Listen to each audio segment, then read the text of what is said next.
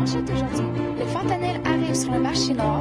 L'apparition du code barre à Sherbrooke. Les infirmiers se battent pour leurs conditions de travail. Et, en entrevue, M. Christian Pauvrancher, directeur de la commission Sherbrooke.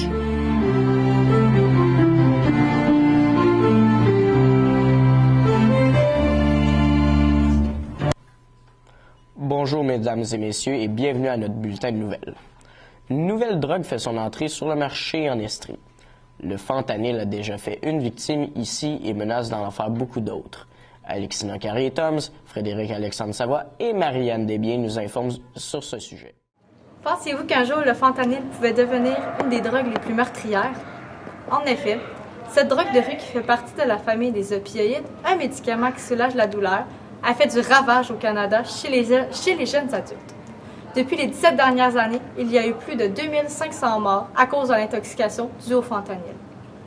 Le fentanyl est un médicament qui se vend en pharmacie sous forme d'un timbre, principalement aux personnes souffrant du cancer. Danielle Vien, pharmacienne, nous informe des effets néfastes sur la santé. Si la personne n'a jamais consommé aucun médicament narcotique, ça peut aller jusqu'à la mort. Ça dépend de la personne, puis c'est pour ça que c'est dangereux. Parce que quelqu'un qui n'a jamais consommé, s'il prend du fentanyl sans avoir consommé, bien, les gens disent « Oh mon Dieu, il est bien, il dort. » Non, il ne dort pas, il est en train de mourir. Très intéressant. D'un point de vue judiciaire, nous avons demandé à Jacinthe Cloutier, professeur en droit à l'École de la Montée Pavillon Lebert, quelle sentence pouvait obtenir un trafiquant ou un consommateur de fentanyl. Si on se réfère, dans le fond, au code criminel, c'est la loi qui est réglementant certaines drogues et stupéfiantes, donc la LRDS. Puis pour, dans le fond, exportation, importation ou trafic, il peut y avoir jusqu'à, dans le fond, maximum, c'est la perpétuité. Minimum de 1 an à 2 ans de prison. Et le fentanyl fait partie de l'annexe 1, au même titre que l'opium, tout ce qui est opiacé. Puis on est autour de maximum 7 ans de prison, maximum. Et il n'y a pas de minimum, dans le sens que le juge pourrait ne pas donner de sentence. En conclusion, au cours des entrevues que nous avons réalisées, on a constaté que certaines personnes consommaient une drogue du nom de carfentanyl, qui est 10 000 fois plus forte que la morphine et qui était utilisée comme sédatif pour les gros animaux tels que les éléphants. Attention, ce sédatif n'est plus utilisé sur ces animaux parce qu'il est considéré comme trop fort. Ici Alexina Carré-Toms pour la salle de nouvelles. Un nouveau concept du nom de code barre a vu le jour dans les bars de la ville. Signamana Anzuruni, Jason Riendo et Anne-Sophie Lantagne nous expliquent ce nouveau concept de consommation. Chaque année, les accidents causés par l'alcool causent en moyenne 160 décès, 370 blessés graves, ainsi que 1900 blessés légers. Heureusement, la ville de Sherbrooke a lancé un nouveau concept pour y remédier. Celui-ci se nomme Code barre. Il permet à des conducteurs désignés, s'ils sont accompagnés d'au moins 2 amis, de boire gratuitement des boissons non alcoolisées dans une vingtaine de bars sherbrookois. Pour en savoir plus, nous avons rencontré le propriétaire du bar Le Shooter. Le concept du code barre fonctionne-t-il vraiment? Ici, ça a quand même été pas trop pire. Ça n'a pas été le gros succès attendu, mais au tout début, les gens en parlaient un petit peu, mais après ça s'était escompté. C'est comme il n'y a plus eu de publicité, fait que les gens ils ont arrêté d'en parler. J'ai pas beaucoup de personnes qui m'ont demandé ça par après, je te dirais 3 mois, 2-3 mois, on n'entend plus parler. Est-ce que vous savez comment l'adoption du code barre a été mis dans votre bar? Est-ce que quelqu'un est venu vous l'instaurer, vous l'obliger ou... Non. Nous, ce qu'on a fait, c'est qu'on a eu un meeting à l'école Montcalm avec le service de police et avec d'autres bars qui étaient là. Ils nous ont expliqué le concept, on a reçu des bracelets. À partir de ce moment-là, c'était parti. Ouais, le concept du code barre, est-ce que ça a aidé votre bar ou ça l'a plus nuit? Ça l'a aidé. Ça l'a aidé au début parce qu'on avait des gens qui participaient. Mais comme je vous dis, après 2-3 mois, j'ai plus entendu parler. Il n'y a plus personne qui nous a demandé ça. Le concept, c'est sûr que ça pourrait aider si ça prend plus de publicité. En continu. Depuis son lancement, Code barre a distribué 890 bracelets. Et comme les conducteurs désignés doivent être accompagnés d'au moins 2 amis pour recevoir un bracelet, c'est donc 2670 personnes qui sont rentrées à la maison en toute sécurité. Ici Anne-Sophie Lantagne pour la salle des nouvelles. Depuis plusieurs années, les infirmiers et infirmières se battent pour avoir des meilleures conditions de travail.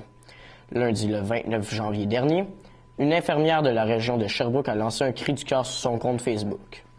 En effet, Émilie Ricard a osé dénoncer les problèmes en lien avec la nouvelle réforme du ministre de la Santé, Gaétan Barrette. Florence Nadeau, Maxime Dion-Sirois et puis Laurie Carbonneau nous informent sur le sujet. Le 29 janvier dernier, Émilie Ricard, une jeune infirmière de 24 ans originaire de la Mauricie, a lancé un cri du cœur sur Facebook au sujet des corps de travail essoufflants qu'elle devait faire dans le CHSLD de Sherbrooke dans lequel elle travaille. Sa publication a reçu 37 300 j'aime et 52 300 partages. Elle était loin de se douter que son message aurait un si gros impact. Sa publication, qu'on voit présentement, comprend une photo d'elle en pleurs et un long message où elle interpelle directement le ministre de la Santé, Gaétan Barrette. Elle dit être contre les récentes réformes imposées au système de la santé qui ont alourdi la tâche du personnel infirmier, toujours moins nombreux. Elle dit aussi être épuisée et déplorer de devoir multiplier les corps de travail obligatoires. Dans l'article publié à son sujet dans le journal La Tribune, elle mentionne « Je ne peux pas dire que je ressens de la satisfaction. Ce n'est pas le bon mot en ce moment. Il faut que les conditions de travail changent. J'ai écrit sur Facebook que je songeais à quitter le métier, mais ce n'est pas ce que je souhaite. Ce n'est pas mon objectif de carrière. » Vendredi le 2 février, Émilie Ricard a rencontré la direction du CIUS d'Elestrie pour un bref échange sur les solutions possibles. Pour la soutenir, ils lui ont offert un congé, mais celui-ci a été annulé 2 heures plus tard puisqu'elle devait remplacer une autre infirmière auxiliaire. Cette situation démontre bien qu'il y a des problèmes dans le système de santé du Québec. Nous souhaitons tout de même que sa rencontre et son message feront éventuellement changer ses conditions de travail et celles des autres infirmières dans la même situation. C'était Laurie Carbonneau et Florence Nadeau à l'école Lamonté-Lebert pour la salle des nouvelles.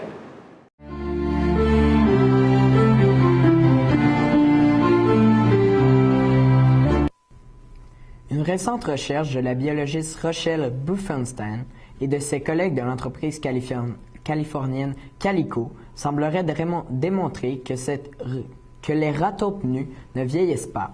En effet, ils semblent défier une loi très importante, la loi Gump-Peds, selon laquelle le risque de mourir augmente exponentiellement avec l'âge. Un rat taupe nu qui mesure de 8 à 33 cm de long et avec un poids pouvant varier de 28 g à 1,5 kg, la petite bestiole aurait une longévité approximative de 6 ans. Pourtant, la plupart vivent jusqu'à 32 ans. Présentement, plusieurs études se concentrent sur une autre de ses capacités, la résistance à certaines formes de cancer, une petite bête avec de grandes capacités.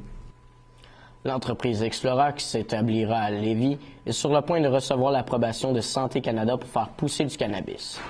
Le ministère vérifie toujours qu'il n'y a pas de criminels au sein du groupe, indique Danny Leclerc, président d'Explora. Celui-ci a cité que la production de cannabis est un marché où il y a beaucoup de mouvements et que les investisseurs sont très intéressés puisque c'est très lucratif. La compagnie reste encore indécise et demeure discrète vis-à-vis les potentiels investisseurs qui pourraient s'associer au projet. Le maire de Lévis, Gilles Lehouillier, accueille positivement la venue de cette entreprise. Après plus d'1 mois de sécheresse, l'Afrique du Sud proclame l'état de catastrophe naturelle dans tout le pays.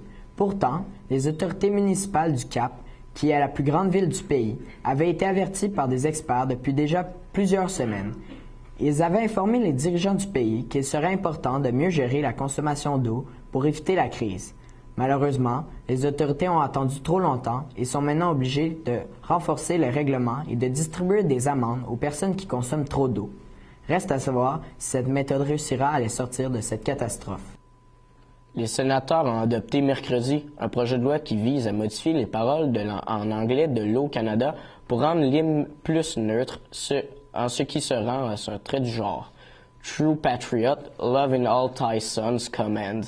Un vrai amour de la patrie nous anime tous tes fils. Pour une version plus inclusive, soit True patriot, love in all of us command. Un vrai amour de la patrie nous anime tous. Cette modification n'aura aucune répercussion sur les paroles de la version française et il ne manque maintenant plus que la sanction royale pour que le projet soit officialisé. Ce projet de loi a soulevé la controverse car les conservateurs n'avaient pas voté pour cela. Après la pause, les volets culturels et sportifs de la commission scolaire de la région de Sherbrooke et, en entrevue, M. Christian Povrancher, nouveau directeur de la commission scolaire de Sherbrooke.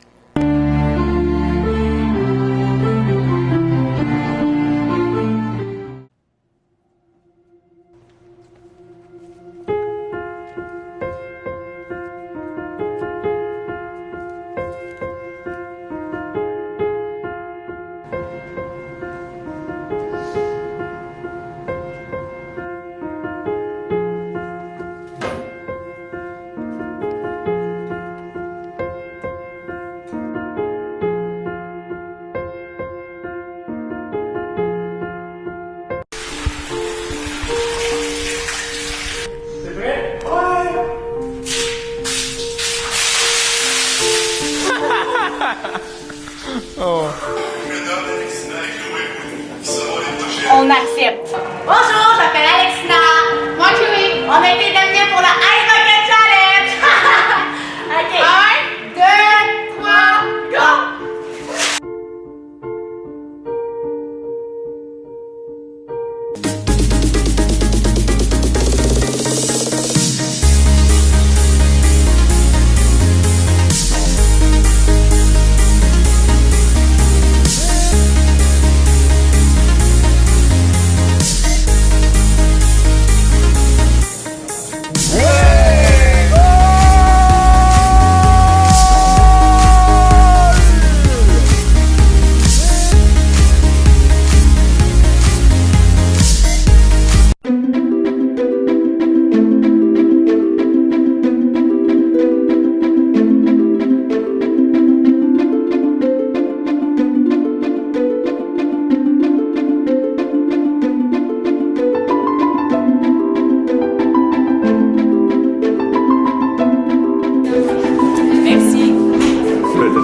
Merci.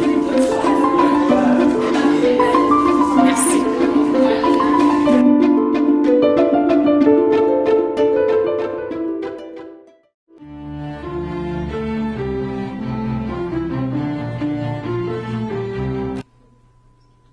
Comme vous avez pu le constater, il y a eu un nouveau poste de comblé dans la commission scolaire de la région de Sherbrooke. En effet, M. Christian Provencher est le nouveau directeur de la commission scolaire. Cyrène Marcotte l'a questionné pour en savoir plus sur ses projets en tant que directeur. Bonjour, M. Provencher. Bonjour. Nouveau directeur à la commission scolaire de la région de Sherbrooke. Merci beaucoup d'avoir accepté notre invitation. C'est un plaisir. Nous avons pu constater que vous êtes resté seulement 18 mois à la commission scolaire de Eastern Township. Est-ce que vous pouvez nous parler de votre parcours? Oui, je peux vous parler un petit peu de mon parcours. Alors, j'ai effectivement été 18 mois à la commission scolaire Eastern Township, dans le même rôle que j'ai à la commission scolaire de la région de Sherbrooke, c'est-à-dire à titre de directeur général. Avant ça, j'étais à la commission scolaire des Sommets, qui est une commission scolaire qui regroupe 3 MRC ici en Estrie, dans le secteur de Manfred-Magog, Val-Saint-François et des Sources. Okay. J'étais directeur général lorsque j'ai quitté cette organisation-là. Mais j'avais fait, je dirais, particulièrement toute ma carrière avec cette organisation-là. À titre d'enseignant, conseiller pédagogique, j'ai été directeur adjoint secondaire, directeur d'une école secondaire, j'ai été directeur de service. J'ai fait différents postes au cours de plusieurs années, pour ne pas dire le nombre d'années que j'ai, pour trahir mon âge. Parfait. Simplement. Nous avons pu constater aussi que vous aviez été directeur de l'école secondaire de la Ruche durant 3 ans. Qu'est-ce qui vous a frappé en arrivant à la commission scolaire de la région de Sherbrooke? Dans un premier temps, je remarque que vous êtes très bien informé. Parce que l'école La Ruche, ça fait quand même quelques années que je suis allé. J'ai été 3 ans effectivement à l'école La Ruche, qui était une superbe école secondaire avec plein de choses. C'était très impressionnant. Ce qui m'avait impressionné beaucoup à l'école La Ruche, puis qui m'impressionne aussi dans les écoles secondaires de la commission scolaire de la région de Sherbrooke, c'est le potentiel des adolescents, les possibilités de faire différents projets. Et les ados, pour moi, là, c'est une gang de gens qui sont en développement, mais qui ont des idées incroyables. Des gens qui on peut faire confiance, qui vont nous faire des réalisations qu'on n'est pas capable d'imaginer.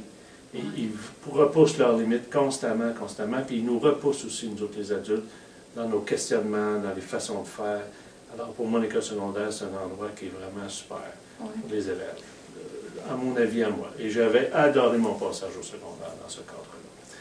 Mais pour répondre à votre questionnement que vous m'avez posé concernant la grosseur d'une organisation, alors pour moi, c'est sûr que la commission scolaire de la région de Sherbrooke, c'est la plus grosse commission scolaire que nous avons en Estrie, qui donne des services à près de 24 000 élèves actuellement. Ils sont répartis dans plusieurs bâtiments. Et la grosse différence, il y a plus de monde. C'est ça la différence, parce que la mission est la même, c'est-à-dire faire en sorte que nous travaillons à aider les jeunes à réussir, à apprendre, et c'est d'amener le plus de jeunes à réussir, dans nos élèves jeunes et adultes. OK, parfait. Dans votre rôle de directeur de la commission scolaire de la région de Sherbrooke, comment pensez-vous effectuer votre rôle? Allez-vous utiliser une approche différente de celle utilisée avec la commission scolaire de Eastern Township? C'est-à-dire que est-ce que je vais travailler différemment que je travaillais avec une autre organisation? Non, j'ai ma façon de faire. Comme on dit, on a chacun notre style. Mais moi, ce que j'aime, c'est travailler vraiment directement avec les gens, être près des gens, puis faire en sorte qu'on puisse se faire confiance. Pour moi, la notion d'équipe est super importante. Travailler en équipe, jouons en équipe, c'est ce qui va faire qu'on va continuer à améliorer notre organisation. Il faut se questionner et chercher les meilleures solutions pour faire en sorte que nos élèves qui fréquentent toutes nos écoles, on leur donne les meilleures chances, puis qu'on fasse naître les meilleurs potentiels pour qu'ils grandissent et qu'ils deviennent des adultes comme on aimerait qu'ils soient dans notre société. OK, parfait. Bien, merci beaucoup, M. Provencher. Je vous rappelle que c'est le nouveau directeur de la commission scolaire de la région de Sherbrooke. Puis, de retour à vous, Jérémy. La 17e édition du Gala des Bravos, qui s'est déroulée le 28 janvier dernier, a permis à plus de 82 jeunes du primaire, du secondaire et de la formation professionnelle ainsi que de la formation aux adultes de recevoir un trophée. Cette soirée avait pour but de les honorer pour leur sens du défi, de l'engagement et de l'excellence. Noémie Paquin, Paquiza Adéliard et Daphné Landry résument l'événement. En effet, Jérémy, dès la levée du rideau, le public a été conquis par des prestations artistiques renversantes. Plus de 145 élèves ont présenté des numéros de toutes sortes. Nous avons interviewé Mme Diane Blais, organisatrice du gala, à ce sujet. Le Gala des Bravos, c'est pas un gala comme les autres parce que on remet des trophées à des élèves de tous les âges, du primaire jusqu'aux adultes, de la formation professionnelle, des élèves du secondaire, mais pas seulement des trophées pour l'excellence. Oui, on en donne pour l'excellence, mais on en donne aussi pour le défi, pour la catégorie défi et la catégorie engagement. Donc, dans défi, on a des jeunes qui reçoivent des trophées pour des difficultés qu'ils ont surmontées au cours de leur vie. Puis, on sait qu'il y a des jeunes qui ne l'ont pas facile, donc ça les encourage. Donc, le Gala des Bravos, pour ça, est une tape dans le dos. Aussi pour l'engagement, les jeunes qui s'impliquent, qui contribuent, qui aident. Donc, on reconnaît ça aussi. Donc, c'est un événement de reconnaissance pour différentes sortes de réussites. On célèbre aussi l'effort, pas seulement le résultat. Depuis 2002, plus de 1390 trophées ont été remis et plus de 2570 élèves artistes ont été découverts. Ici Noémie Paquin, à l'école secondaire de La Montée pour la salle des nouvelles. Les enfants de l'école Triolet Pee-Wee 3A sont sur une incroyable lancée. Le 28 janvier passé, l'équipe a remporté la finale de leur catégorie lors de la 44e édition du tournoi national Pee-Wee de Waterloo. Aussi, des élèves de santé globale de 5e secondaire reviennent de Cuba. En début d'année 2018, les enfants de l'école secondaire du Triolet Pee-Wee 3A ont remporté la finale de leur catégorie lors de la 44e édition du tournoi national Pee-Wee de Waterloo. Avec cette victoire, ils pourront accéder au tournoi international de hockey Pee-Wee de Québec, ce qui les classe deuxième dans la province. Selon l'entraîneur-chef de l'équipe, Alex-André Perron, la cohorte 2005 est très spéciale, très solide. Ils ont trouvé leur recette au tournoi de Saint-Hyacinthe, une recette qu'ils ont un peu oubliée au début du tournoi à Waterloo, mais qu'ils ont récupérée à temps pour finir sur une bonne note. Ils jouent avec intensité et ils utilisent leur vitesse. Le 2 février dernier, les élèves de santé globale de 5e secondaire de l'école La Montée sont partis en voyage à Cuba. Pour en apprendre plus, nous avons interrogé Olivier Poulain, élève de santé globale participant au voyage. Le premier voyage, c'est un voyage à but humanitaire. On va visiter des écoles, on va visiter chez nos guides aussi, parce qu'on est accompagné de guides là-bas. Puis, dans le fond, notre but, à l'école, on amène du matériel scolaire, on passe une journée, je te dirais plus une avant-midi quasiment, une journée avec eux. Puis, on en profite, on leur donne du matériel scolaire, parce qu'on apporte du matériel avec nous, qu'on va redonner à eux. Qui n'est pas nécessairement neuf, notre dernier. Pour certains, on donne le matériel, puis pour nous, c'est juste plaisant. C'est ici que notre bulletin de nouvelles se conclut. À la réalisation, Maude Bédard et Cassandra Lessard. Vos lecteurs Jérémy Laventure et moi-même, Vincent Lefebvre, écoutez bien la musique du bulletin. Il s'agit d'une création originale des élèves en concentration de musique à l'école Michel Montcalm. Merci et à la prochaine.